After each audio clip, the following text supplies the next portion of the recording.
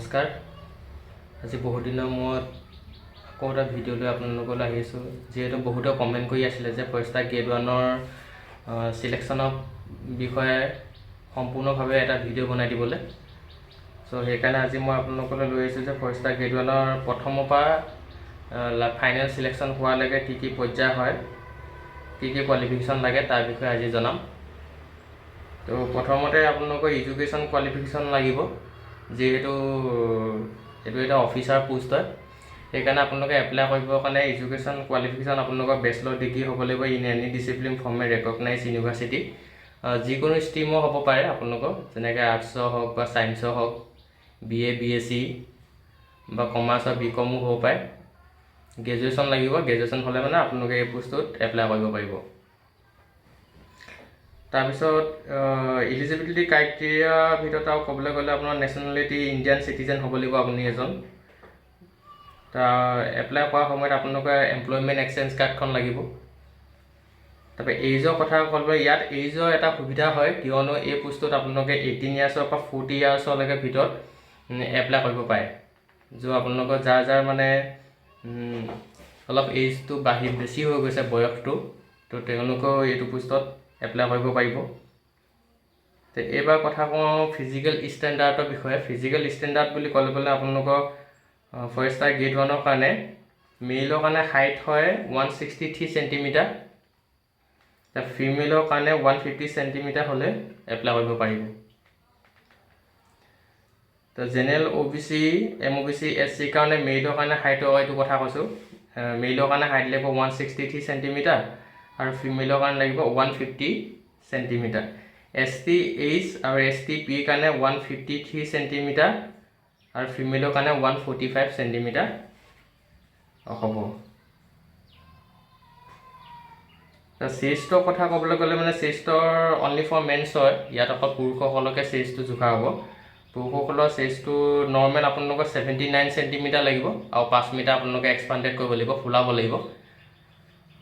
মেডিকেলত তাৰপৰা মেডিকেল কৰিব। মেডিকেলত আপোনালোকৰ নকনি, ফ্লেট ফুট সেইবোৰ হ'ব নালাগিব।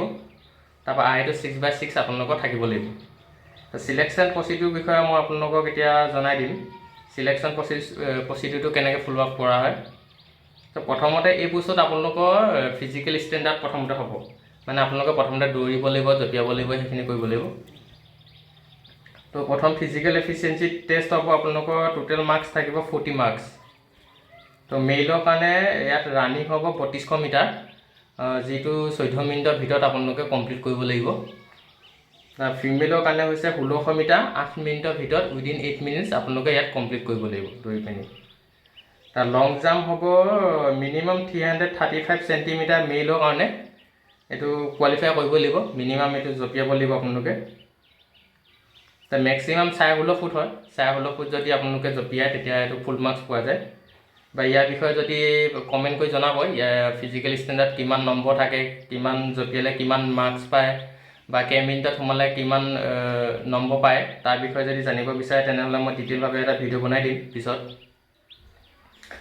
তাৰপৰা ফিমেলৰ কাৰণে 244 চেণ্টিমিটাৰ মিনিমাম মানে জাম্প কৰিব লাগিব, জাম্প মাৰিব লাগিব আপোনালোকে।